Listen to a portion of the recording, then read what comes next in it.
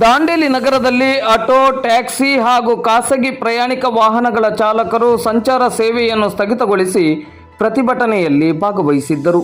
ಬುಧವಾರ ಬೆಳಿಗ್ಗೆ 10:30 ಗಂಟೆಗೆ ಖಾಸಗಿ ಪ್ರಯಾಣಿಕ ಹಾಗೂ ಖಾಸಗಿ ವಾಣಿಜ್ಯ ವಾಹನಗಳ ಚಾಲಕರು ನಗರದ ಬಸ್ ನಿಲ್ದಾಣದಿಂದ ಕೆಸಿ ವೃತ್ತದವರೆಗೆ ಪ್ರತಿಭಟನಾ ಮೆರವಣಿಗೆಯನ್ನು ನಡೆಸಿದರು. ಆ ನಂತರ ಕೆಸಿ ವೃತ್ತದಲ್ಲಿ ತಹಶೀಲ್ದಾರ್ ಶೈಲೇಶ್ ಪರಮಾನಂದ್ ಅವರ ಮೂಲಕ ಪ್ರಧಾನಮಂತ್ರಿಗಳಿಗೆ ಈ ಕಾಯ್ದೆಯನ್ನು ಹಿಂಪಡೆಯುವಂತೆ ಆಗ್ರಹಿಸಿ ಮನವಿಯನ್ನು ನೀಡಲಾಯಿತು. ಈ ಸಂದರ್ಭದಲ್ಲಿ ರಾಜ್ಯ ಅಸಂಘಟಿತ ಕಾರ್ಮಿಕರ ಸಂಘಟನೆಯ ಅಧ್ಯಕ್ಷರಾದ ರಾಜೇಸಾಬ್ ಕೆ ಸನೂರ್, ಖಾಸಗಿ ಪ್ರಯಾಣಿಕ ಮತ್ತು ವಾಣಿಜ್ಯ ವಾಹನಗಳ ಚಾಲಕರ ಸಂಘಟನೆಗಳ ಪ್ರಮುಖರುಗಳಾದ ಬಾಬಾ ಸಾಬ್ ಜಮಾದಾರ್, ಅರುಣ್ ಕುಮಾರ್, ಮುಸ್ತಫಾ ಹಕೀಂ, ನಾಗೇಶ್ ವಾಲಿಕರ್, ಆನಂದ್ ಕುಮಾರ್, ಇಲಿಯಾಸ್, ರಮೇಶ್ ಭಂಡಾರಿ, ಬಾಬಾ ಅಕ್ಬರ್ ಮನಿಯಾರ್, ಗೌಸ್ ಕಿತ್ತೂರ್, ಅಶೋಕ್ ನಾಯ್ಕ್, ಬಸವರಾಜ್ ಪಾಟೀಲ್, ಮಕ್ತಮ್ ಕಿತ್ತೂರ್, ಮೆಹಬೂಬ್ ಹಾಗೂ ಸಂಘಟನೆಯ ಪದಾಧಿಕಾರಿಗಳು, ಸದಸ್ಯರು ಉಪಸ್ಥಿತರಿದ್ದರು.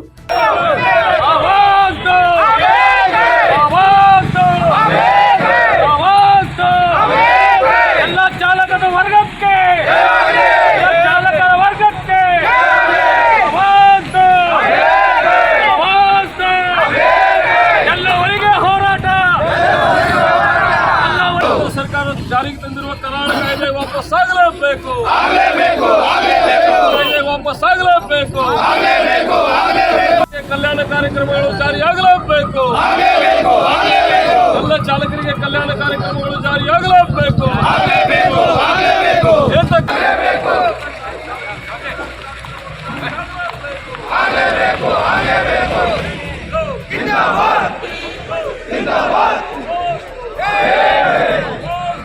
ಒಕ್ಕೂಟ ದಾಂಡೇಲಿ ತಾಲೂಕಿಂದ ನಾವು ಎಲ್ಲ ಚಾಲಕರು, ಮಾಲಕರು, ಪದಾಧಿಕಾರಿಗಳು ಎಲ್ಲರೂ ಇವತ್ತು ವಾಹನಗಳನ್ನು ಬಿಟ್ಟು ಈ ಹರ್ತಾಳಕ್ಕೆ ನಿಂತಿದ್ದೇವೆ.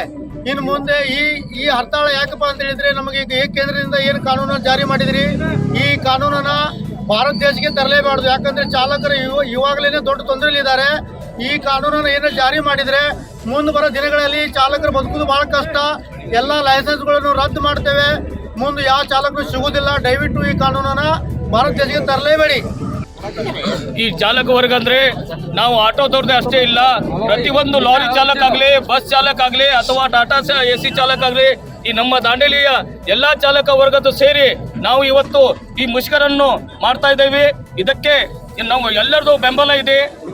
ಈ ಸಮಸ್ಯೆ ಎದಕ್ಕೆಂದ್ರೆ ನಾವು ಈ ಕಾನೂನು ತಂದಿದ್ದಕ್ಕೆ ನಾವೆಲ್ಲ ಬೇಸರಾಗಿದ್ದೀವಿ.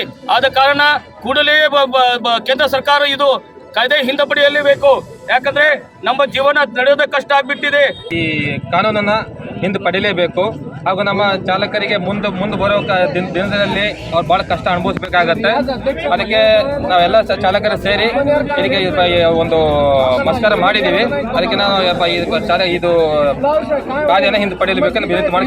ಏನು ಹಿಟ್ ಆ್ಯಂಡ್ ರನ್ 2023 ಜಾರಿಗೆ ತಂದಿದೆ, ಅದೆಲ್ಲ ನಾವೆಲ್ಲ ಗಮನಿಸಿದಾಗ ಅದು ನಿಯಮಗಳನ್ನ ಗಾಳಿಗೆ ತೂರಿ ಜಾರಿಗೆ ತಂದಾಗ ಅನಿಸ್ತಾ ಇದೆ.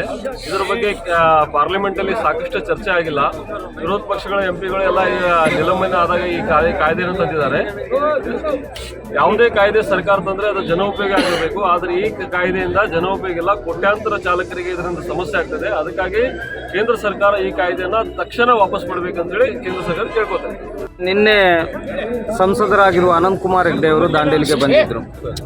ಕೇಂದ್ರ ಸರ್ಕಾರ ಈ ಒಂದು ಕಾಯ್ದೆಯನ್ನು ಜಾರಿಗೆ ತರುವ ನಿಟ್ಟಿನಲ್ಲಿ ಇದು ಮಾಡ್ತಾ ಇರುವಂಥದ್ದನ್ನು ನಾವು ಗಮನಿಸ್ತಾ ಇದ್ದೇವೆ.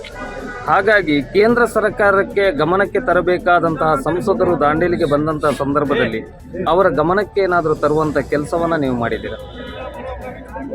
ಇದು ಏನಾಗಿದೆ ಸರ್, ಇಡೀ ದೇಶದಲ್ಲಿ ಇದು ನಡೀತಾನೆ ಇದೆ. ಯಾವಾಗ 25 ಡಿಸೆಂಬರ್ಗೆ ಏನು ನಮ್ಮ ಗೃಹ ಮಂತ್ರಿ ಅಮಿತ್ ಶಾ ಅವರು ಇದನ್ನ ಪಾರ್ಲಿಮೆಂಟಲ್ಲಿ ಹೇಳಿದ ಮೇಲೆ ಅಲ್ಲಿಂದನೇ ಈ ದೇಶದಲ್ಲಿ ಇದ್ರ ಬಗ್ಗೆ ವಿರೋಧ ನಡೀತಾ ಇದೆ. ಮಾನ್ಯ ಸಂಸದರಿಗೂ ಇದು ಗೊತ್ತಿರಬೇಕಂತ ಹೇಳಿ ನಮ್ಗೆ ಅನಿಸ್ತದೆ. ಮತ್ತು ಇವತ್ತು ನಾವೇನು ಕಾರ್ಯಕ್ರಮಗಳು ಮಾಡ್ತಾ ಇದ್ದೇವೆ, ಅವರ ಸಂಸದ ವ್ಯಾಪ್ತಿಯಲ್ಲಿ ನಾವೆಲ್ಲ ಬರ್ತೇವೆ. ನಮ್ಮೆಲ್ಲರ ಅಳಲನ್ನ ಅವರು ಕೇಂದ್ರಕ್ಕೆ ಮುಟ್ಟಿಸ್ಬೇಕಂತ ಹೇಳಿ ತಮ್ಮ ಮುಖಾಂತರ ಈ ಮೂಲಕ ಅವರಲ್ಲಿ ಕೇಳ್ಕೊತಾರೆ. ನಾವು ಬೇಡಿಕೆಯನ್ನು ಇಡ್ತಾ ಇದ್ದೇವೆ. ಹಾಗೆ ಚಾಲಕರ ಮಕ್ಕಳಿಗೆ ವಿದ್ಯಾಭ್ಯಾಸಕ್ಕಾಗಿ ಹಾಗೂ ಮದುವೆಗಾಗಿ ಸಹಾಯಧನವನ್ನು ನೀಡಬೇಕಂತೇಳಿ ಬೇಡಿಕೆ ಇದೆ. ಈ ಕರಾಳ ಕಾಯ್ದೆಗಳನ್ನು ರದ್ದುಗೊಳಿಸಿ ಕಲ್ಯಾಣ ಕಾರ್ಯಕ್ರಮಗಳನ್ನು ಜಾರಿ ಮಾಡಿ ಅತ್ಯಂತ ಕಷ್ಟದ ಪರಿಸ್ಥಿತಿಯಲ್ಲಿ ಬದುಕು ಸಾಗಿಸುವ ಚಾಲಕರ ಬದುಕಿಗೆ ಆಸರೆ ಆಗಬೇಕಂತೇಳಿ ಸನ್ಮಾನ್ಯ ಪ್ರಧಾನಮಂತ್ರಿಗಳಲ್ಲಿ ಕೈ ಮುಗಿದು ವಿನಂತಿಸಿ ಈ ನಮ್ಮ ವಿನಂತಿ ಪತ್ರವನ್ನು ಸನ್ಮಾನ್ಯ ತಹಶೀಲ್ದಾರ್ ಸಾಹೇಬರ ಮುಖಾಂತರ ಅವರು ಪ್ರಧಾನಮಂತ್ರಿ ಅವರಿಗೆ ಕಳಿಸಬೇಕಂತ ಹೇಳಿ ಅವರಲ್ಲಿ ವಿನಂತಿ ಮಾಡಿಕೊಂಡು